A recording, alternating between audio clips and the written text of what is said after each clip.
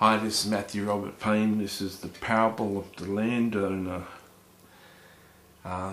This is a parable that's steeped in tradition, and I've heard this preached many times, and if you didn't try very hard you wouldn't find a practical application for today's world in this parable. But let's have a look at it. There's a lot of reading, so please bear with me as I put my head down.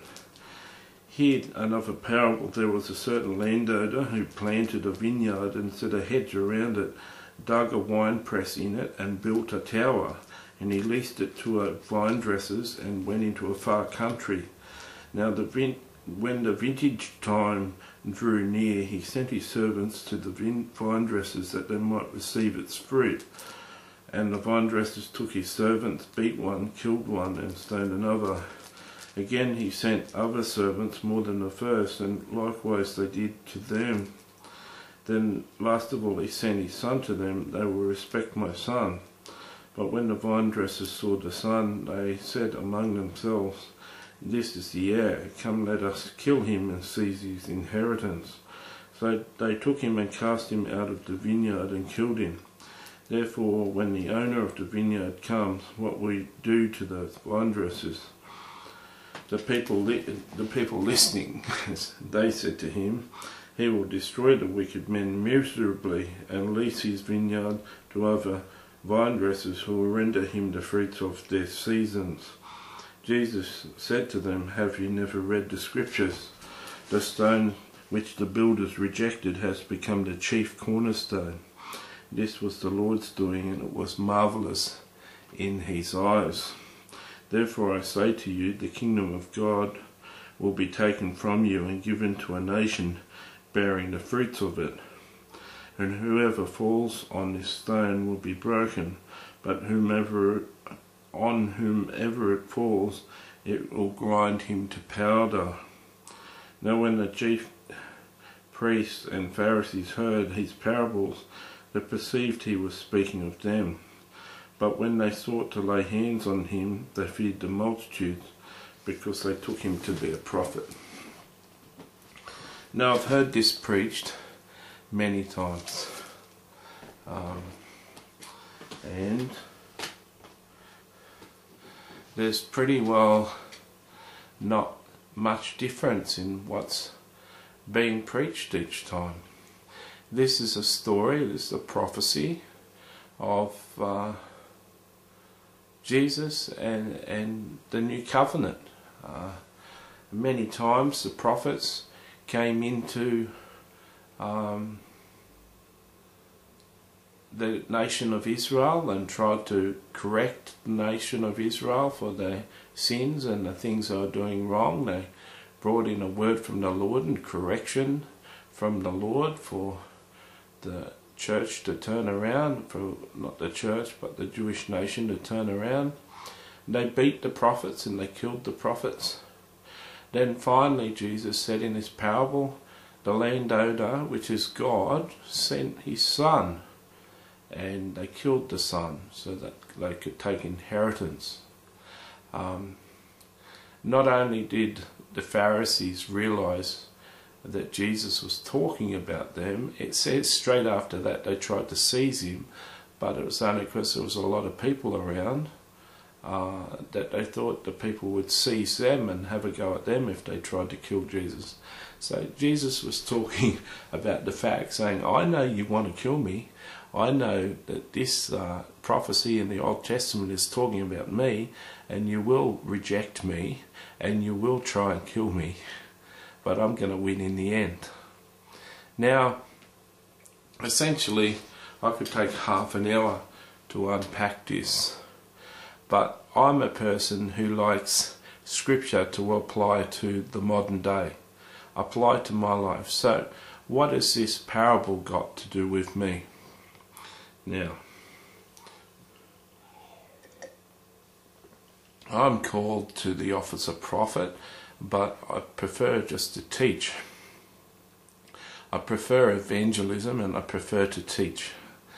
I think through great teaching correction can be wrought on people. It's not my favourite occupation in the world to bring correction, but sometimes, just drinking my coffee there, sometimes correction has to be brought to a person.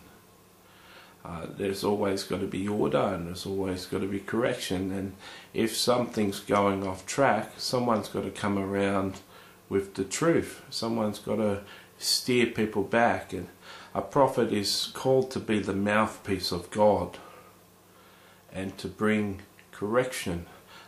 Even the Apostle Paul said to teach the scriptures and even to bring a rebuke. And it seems that today the same thing is happening. There's people who hear from God, who are anointed by God, who have got clear words for the church, but they're shunned. I know a famous teacher, Andrew Womack, W-A-M-M-A-C-K, Andrew Womack, look him up on the internet. He has to hold his meetings in public halls. He can't hold them in a church because the churches won't have him. He teaches such a profound revelation of the grace of God, it just goes against all their legalistic doctrines that he's rejected. Now, the best place for Andrew isn't in a public hall inviting in whoever would come and see him to come and see him.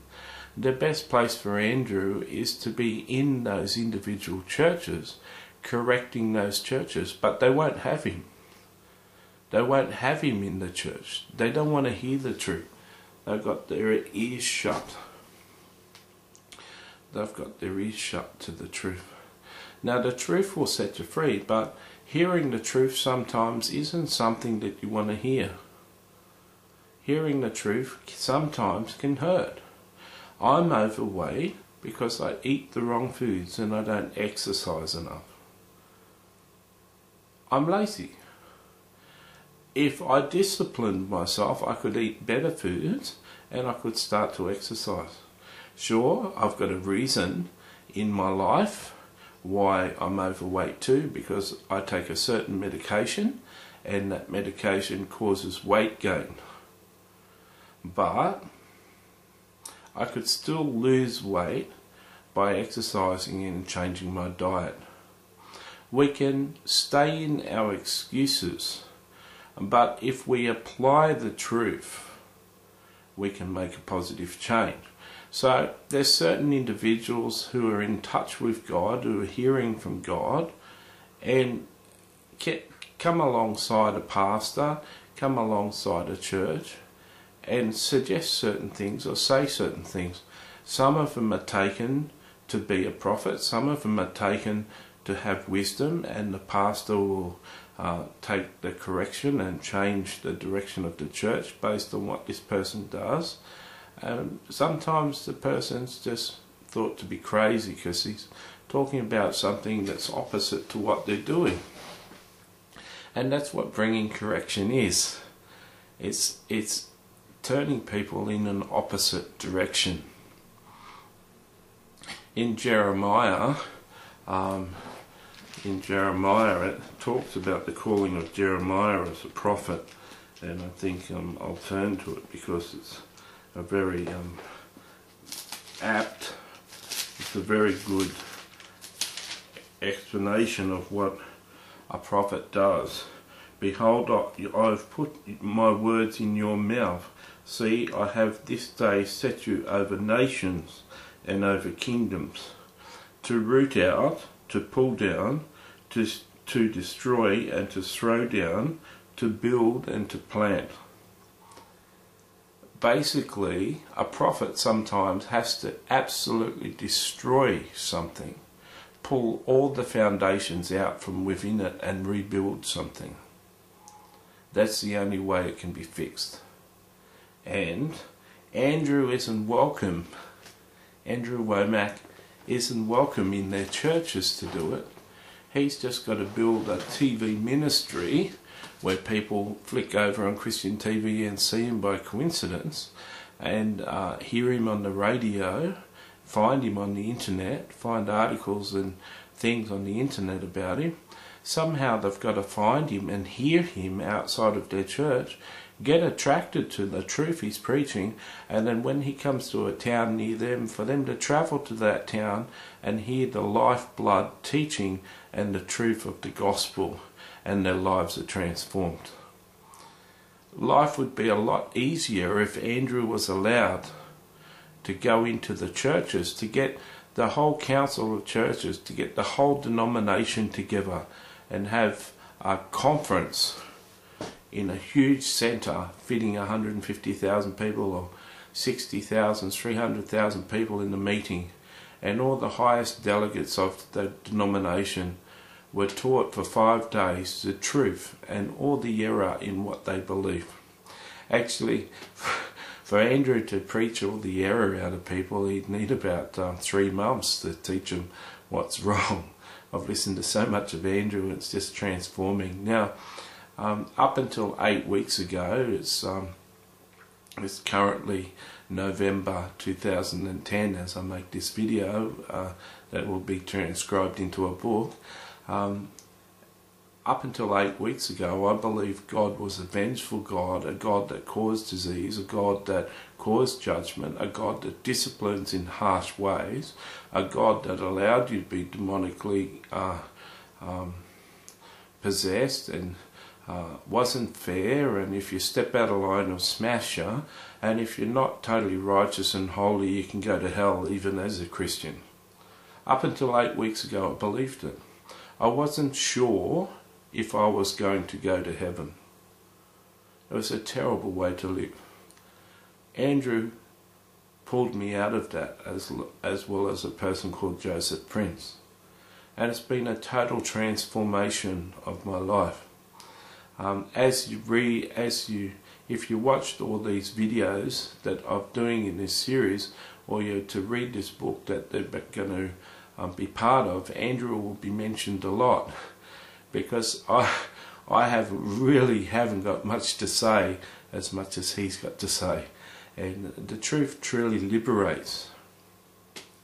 And so this parable about people coming to the vineyard and trying to collect the fruits of the vineyard and them being bashed or abused or killed, that's still true today. God sends his messengers in to correct his fruit, his flock, and the hirelings and the shepherds over those people, write blogs and chuck them out of the churches and ban them from ever ministering in the church ever again. Andrew is just the most loving, great, funny, peace-loving person. He's not a false prophet, he's not a hard person, he's not a harsh and judgmental person. He just speaks the truth in love. And yet he's hated so much by so many people. The truth really does hurt. I think that if Jesus Christ didn't have his holy angels and supernatural protection, I think that he'd be killed in less than 3 years if he came back to this earth. He'd be assassinated. So this parable, yes, it's true. That happened. Jesus prophesied his death.